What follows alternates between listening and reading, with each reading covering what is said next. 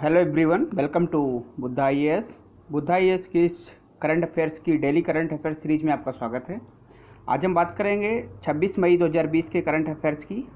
इससे पहले हम देखेंगे कल का अभ्यास प्रश्न। हमने कल एक अभ्यास प्रश्न दिया था आपको, उसका सही आंसर क्या होता है।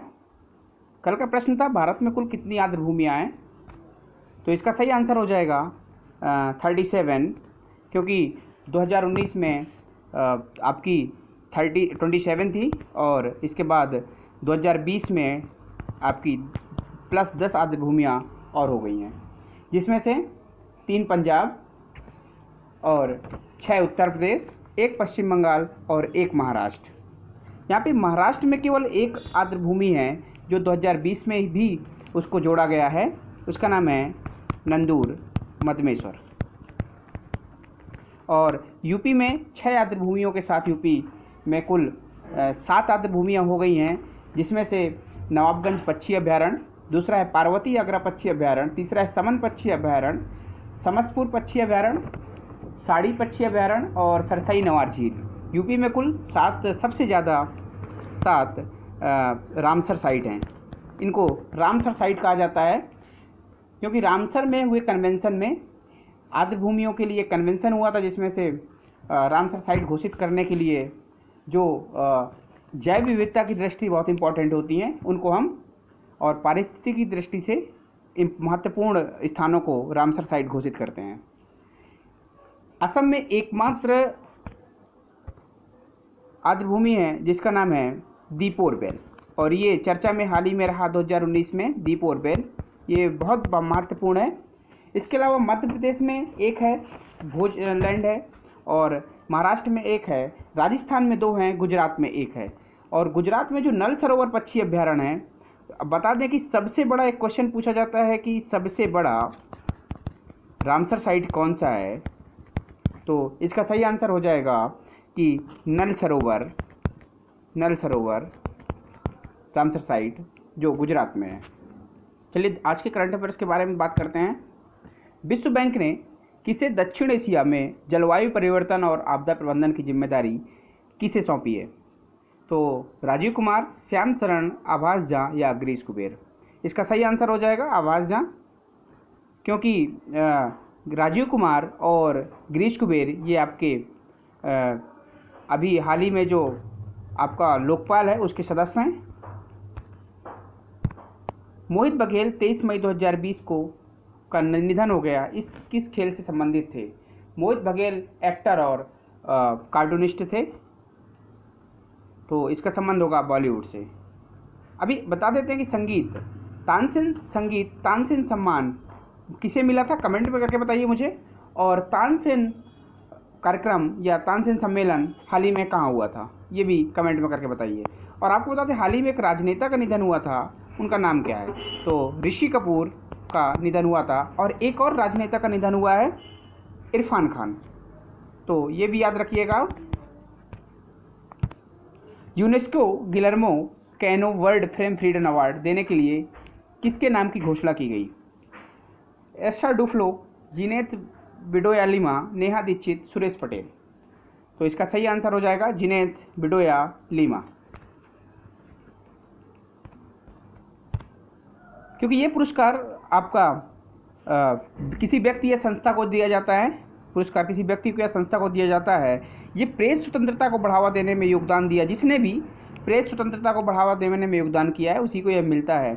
यह कोलंबिया के एक पत्रकार थे, गिलर्मो कैनो इसाजा के नाम पर रखा गया था, क्योंकि 17 दिसंबर 1986 को कोलंबिया के बोगोटा में उनके एक अखबार एल स्पेक्टेडोर के कार्यालय के सामने इनकी हत्या कर दी गई थी। इसी के नाम से इनका पुरस्कार रखा जाता है। वर्ष 2019 का यह पुरस्कार म्यांमार के पत्रकार क्याओसो ओ एवं वालोन को संयुक्त रूप से प्रदान किया गया था। ये बहुत इंपॉर्टेंट है।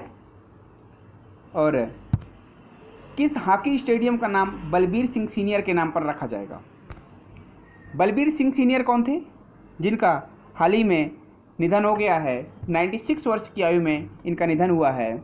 और बता दें कि इन्होंने 3 बार के ओलंपिक में गोल्ड मेडल इंडिया को दिलाया था।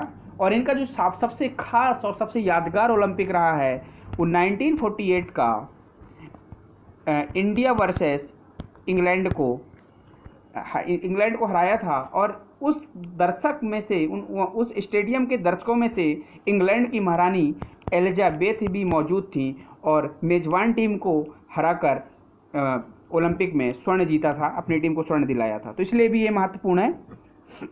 इनका जन्म पंजाब में था। इनके बारे में हमने एक वीडियो बनाया है जिसका आप देख सकते हैं, और इसका अगर सही आंसर है कि मोहाली स्टेडियम का नाम रखा जाएगा बलवीर सिंह सीनियर के नाम पर। ठीक है, तो बहुत इंपॉर्टेंट है ये ध्यान देने के लिए आप इसको देख सकते हैं।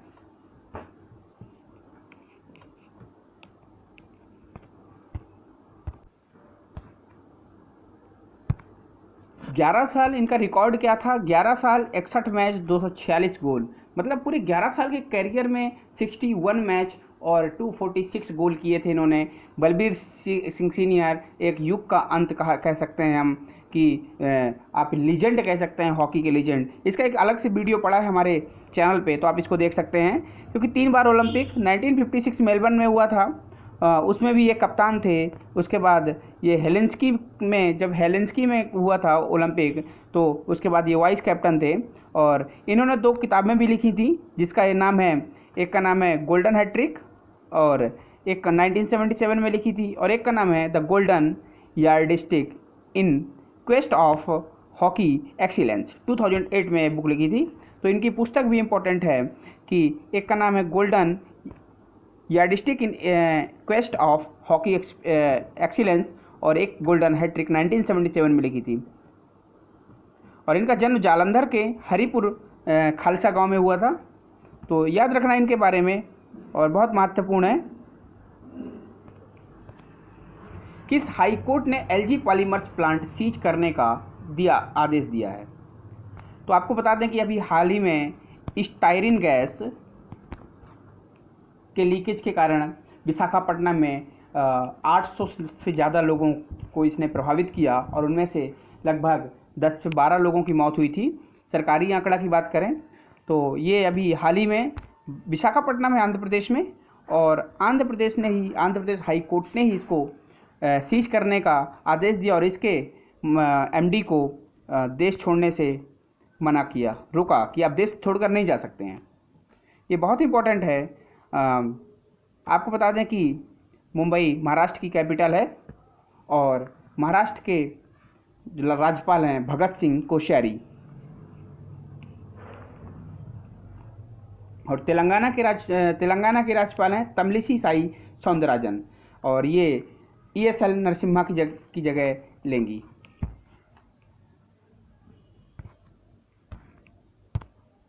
खेल को उद्योग का दर्जा देने वाला देश का पहला राज्य कौन सा है? क्या आप बता सकते हैं? खेल को उद्योग का दर्जा किसने दिया है? तो इसका सही आंसर होगा मणिपुर, कि खेल को उद्योग का दर्जा मणिपुर ने दिया है। ये बहुत महत्वपूर्ण टॉपिक है।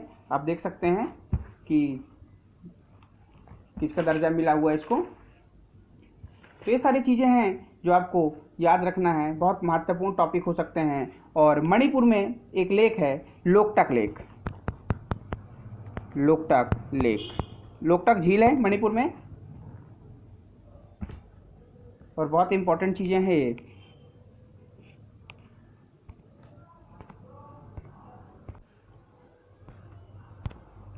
वह कौन सा राज्य है जिसने राष्ट्रव्यापी लॉकडाउन के कारण प्रभावित राज्य के MSME क्षेत्र को सहारा देने के लिए रीस्टार्ट नाम से एक नया कार्यक्रम शुरू किया है?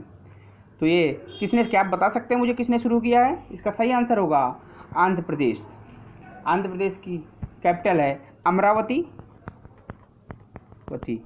और इसका ऑप्शन होगा आंध्र प्रदेश। यहाँ पर मध्य प्रदेश ऑप्शन है, तो मध्य प्रदेश में हाल ही में आपको बता दें कि मध्य प्रदेश ने चरण पादुका आंदोलन शुरू किया था, जो प्रवासी मजदूरों के लिए जो कोविड-19 के कारण अपने घर पैदल जा रहे हैं, तो उनके पैरों में चप्पल प्रदान करने के लिए। तो इसलिए बहुत महत्वपूर्ण था। और हमने आपको कल एक और प्रश्न दिया था, अभ्यास प्रश्न। तो उसका भी आंसर देख लेते हैं आज। मिशन सागर का संबंध किससे है? मिशन सागर क्या है? तो डिस्क्रिप्शन में इसको देख सकते हैं कि मॉरिशस के पोर्ट लुइस पर INSS केसरी, ये INSS केसरी हमारा जब मॉरिशस के पोर्ट लुइस में पहुंचा, तो इसका तात्पर्य है कि जो कोविड-19 महामारी से निपटने के लिए हमारे जो मित्रवत देश हैं उनकी सहायता प्रदान कर रही है। और इस दिशा में आगे बढ़ते हुए भारतीय नौसेना के पोत केसरी मॉरिशस के लोगों के लिए कोविड से संबंधित आवश्यक दवाओं पर आयुर्वेदिक दवाओं की एक विशेष खेप लेके पहुंचा था, इसलिए चर्चा में रहा। और भारतीय नौसेना पोत केसरी 23 मई 2020 को मॉरिशस के पोर्ट लुइस में पहुंचा। तो इसका तात्पर्य है लोगों को वहाँ हमारे जो मित्रवत देश हैं उनके लिए कोविड-19 से जो आवश्यक दवाओं की आपूर्ति करना और उनकी सहायता करना। तो ये हमारा रहा आज का लेक्चर। मुझे उम्मीद है कि आपको समझ आ गया होगा। और आपके लिए आज एक प्रश्न है कि हमने आज पूछा था अभ्यास प्रश्न में कल में भारत में कितनी आर्द्रभूमियाँ हैं, तो आप बताइए रामसर कन्वेंशन कब और कहाँ हुआ था?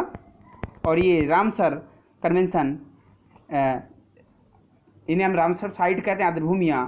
तो ये तो पता है आपको, आर्द्रभूमियों से संबंधित है, लेकिन आपको आंसर देना है कि रामसर कन्वेंशन हुआ कब था और ये है कहाँ पर। और मुझे बताइए कि आर्द्रभूमियाँ होती क्या हैं। आप कमेंट में क्लिक कर मुझे आंसर दे सकते हैं। अगर आप मुझे सोशल मीडिया पर जुड़ना चाहते हैं तो मुझे आप फॉलो कर सकते हैं। मेरी ID है tireless soul official. Thanks for watching.